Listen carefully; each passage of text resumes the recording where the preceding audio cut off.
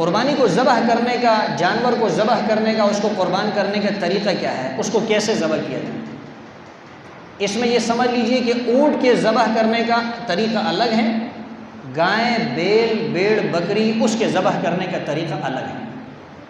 اونٹ وغیرہ کو ذبح نہیں کیا جاتا، اس کو نہر کیا جاتا ہے۔ اللہ کے رسول نے اس کو نہر کیا ہے، قرآن سے بھی اس کی طرف اشارہ معلوم ہوتا ہے۔ اللہ فرماتے ہیں آخری پارے کے اندر فَصَلِّ لِرَبِّكَ وَانْحَرْ، وہاں اللہ نے نہر کا ذکر کیا ہے۔ اور نہر اس کو کہتے ہیں کہ اونٹ جو ہوتا ہے اس کے ایک پاؤں کو رسی سے مضبوطی سے باندھ لیا جائے اور اس کو کھڑے کر اس کے سینے پر جو ہے چورے سے اور خنجر وغیرہ سے مارا جائے، اس کو زخمی کر دیا جائے، اس کو نہر کہتے ہیں۔ اور یہ نہر کرنا ہر کسی کے بس کی بات نہیں، ہر کوئی نہیں کر سکتا۔ چند سال پہلے کی بات ہے، یا بنس روڈ پر ایک کسائی جو ہے وہ اونٹ کو نہر کر رہا تھا، جیسے اس نے اس پر وار کیے، اس اونٹ نے اس کے سر پر حملہ کیا، اس کو پکڑ لیا اور وہ شخص جو ہے مر گیا۔ اونٹ جو ہے بڑا کیناور جانور ہوتا ہے، اس کا غصہ جو ہے بہت زیادہ ہوتا ہے، تو ہر کسی کے بس کی بات نہیں کہ وہ اونٹ کو نہر کر سکے، اس کے لیے بڑے ماہر لوگ ہونے چاہیے۔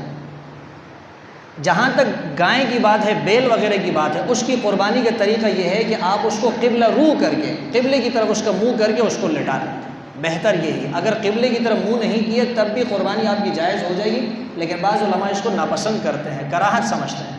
اس لیے بہتر یہی ہے کہ آپ جب جانور کو ذبح کرتے ہیں تو قبلے کی طرف اس کا منہ کر لیں، اور جب آپ اس کو لٹاتے ہیں تو اللہ کے رسول نے ارشاد فرمایا کہ ان اللہ کتب علی کل شیء، ان اللہ کتب الاحسان علی کل شیء، اللہ نے ہر چیز پر احسان لکھا ہے۔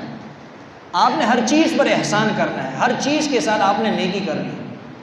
تو آگے حدیث کے الفاظ یہ ہیں کہ اذا ذبحتم، جب تم ذبح کرنے لگو، جب تم جانور کو ذبح کرتے ہو تو اچھے طریقے سے اس کو ذبح کرو۔ فَلْيُرِحْ ذَبِیحَتَهُ، ذبح کرنے والے کو چاہیے کہ وہ اپنی چوری کو تیز کرے، اچھے طریقے سے اس کو ذبح کریں، اور جس جانور کو وہ ذبح کر رہا ہے تو اس کو آرام پہنچائے، اس کو تکلیف نہ دیں۔ یہ نہیں کہ آپ نے جانور کو لٹا دیا ہے، آپ کھانے میں لگ گئے، کسی کام میں مصروف ہو گئے، اس سے جانور کو تکلیف ہوتی ہے۔ جانور کو آپ چھری دکھا رہے ہیں، اس سے بھی جانور کو تکلیف ہوتی ہے۔ چوری جو ہے وہ کند ہے، وہ تیز نہیں ہے، چلتی نہیں ہے، اس سے بھی جانور کو تکلیف ہوگی۔ آپ پہلے چوری کو جانور کی غیر موجودگی کے اندر اس کو اچھی طرح تیز کریں تاکہ وہ خوب چلے۔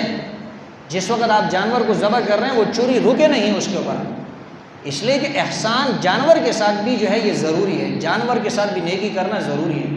اگر آپ کی چوری کند ہوئی، جانور کو تکلیف ہوگی، وہ تڑپے گا، اس سے بھی آپ کا مواخذہ ہو سکتا ہے، پکڑ ہو سکتی ہے۔ تو سب سے پہلے کام تو یہی کرنا ہے کہ اس کی چوری کو اچھی طرح تیز کرنا ہے، اس کو اچھی طرح باندھ لینا ہے، اس کو قبلہ رو لٹانا ہے، اور قبلہ رو لٹانے کے بعد اس کے گلے پر آپ نے چوری پھیرنی ہے، اور 4 رگ ہوتے ہیں جن کا کاٹنا ضروری ہے۔ اگر 3 رگ کٹ گئے ہیں تب بھی قربانی ہو جائے گی، قربانی جائز ہوگی۔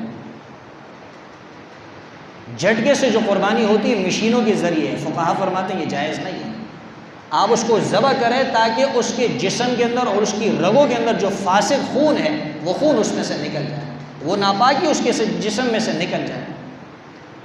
جانور کے جسم میں 2 قسم کا خون ہوتا ہے، ایک اس کی رگوں کے اندر ہوتا ہے جو ناپاک خون ہوتا ہے، ایک وہ خون ہوتا ہے جو اس کے گوشت کے اندر ہوتا ہے۔ گوشت کے اندر جو خون ہوتا ہے وہ ناپاک نہیں، اگر وہ کپڑے کو لگ جائے تو کپڑا پاک ہی رہے گا، اس سے کپڑا ناپاک نہیں ہوتا۔ لیکن اس کی رگوں کے اندر جو بہتا ہوا خون ہوتا ہے، وہ بہنے والا خون وہ حرام ہے، اس کو اللہ نے نجس فرمایا، اس کو اللہ نے حرام کیا۔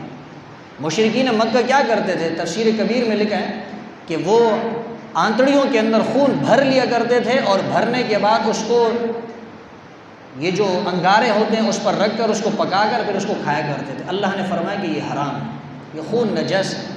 تو ذبح کا حکم اسی لیے دیا گیا ہے تاکہ آپ جب اس کو ذبح کرتے ہیں اس کے جسم کے اندر جتنے بھی فاسد خون ہے، جتنے بھی ناپاک اور خراب قسم کا خون ہے وہ نکل جائے گا، وہ جانور آپ کے لیے پاک ہو جائے گا۔ جب وہ جانور پاک ہوگا آپ اس کو کھائیں گے تو آپ کے جسم کے اندر جب پاک اور حلال چیز جائے گی تو پھر آپ نیک اعمال کی طرف راغب ہوں گے۔ اللہ نے بھی تو حکم دیا ہے جگہ جگہ، اللہ فرماتے ہیں کہ طیبات کھاؤ، پاکیزہ چیزیں، ستری چیزیں کھاؤ، حلال چیزیں کھاؤ۔ حلال ہونے بھی ضروری ہے، اور جس چیز کو آپ کھا رہے ہیں اس کا سترا اور پاکیزہ ہونے بھی ضروری ہے۔ بعض اوقات ایک چیز حلال تو ہوتی ہے لیکن پاک نہیں ہوتی ہے۔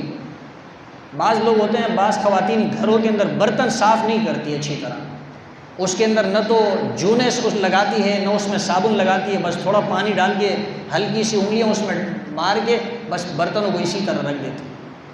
آپ بعض گھروں میں دیکھ لیں، برتن آپ کو اتنے میلے معلوم ہوں گے، دل نہیں کرتا اس انسان اس میں کھانا کھائے۔ اور بعض خواتین بڑی نفیس ہوتی ہے، وہ برتنوں کو چمکا کے رکھ دیتی ہے، ایسا معلوم ہوتا ہے جیسے کہ یہ نئے برتن ہیں۔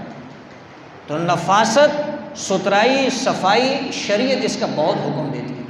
اللہ فرماتے ہیں حلال بھی ہونا چاہیے آپ کا کھانا، اور حلال ہونے کے ساتھ ساتھ وہ ستھرا اور پاکیزہ بھی ہونا چاہیے۔ اگر آپ کا کھانا صاف ستھرا ہے، پاکیزہ ہے، حلال نہیں، تب بھی جائز نہیں۔ حلال ہے، ستھرا نہیں، پاک نہیں ہے، تب بھی اس کھانے سے آپ کو چاہیے کہ آپ اپنے آپ کو بچائیں۔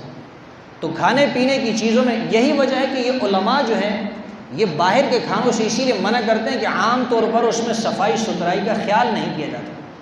جہاں پر کھانا پکتا ہے وہاں کی حالت آپ دیکھ لیجئے، وہاں چوہے بھی بھاگ رہے ہوتے ہیں، وہاں چوہوں کی بھرمار ہوتی ہیں، وہاں لال بیگ ہوتے ہیں، وہاں پانی گندا ہوتا ہے، وہاں پکانے والے پانی کے اندر ہاتھ بھی ڈال رہے ہوتے ہیں، جگ بھی ڈال رہے ہوتے ہیں، گلاس بھی، وہاں انسان کا دل نہیں کرتا۔ مجبوری کے اندر جائز ہے، انسان کھا سکتے ہیں، لیکن علماء تقوی کے خلاف سمجھتے ہیں۔ میں فتویٰ نہیں لگا رہا کہ باہر کا کھانا جائز ہی نہیں، جائز ہے، لیکن بہتر یہ ہے کہ انسان اپنے گھر کے اندر اپنے سامنے صاف ستھرا پاکیزہ کھانا تیار کرے۔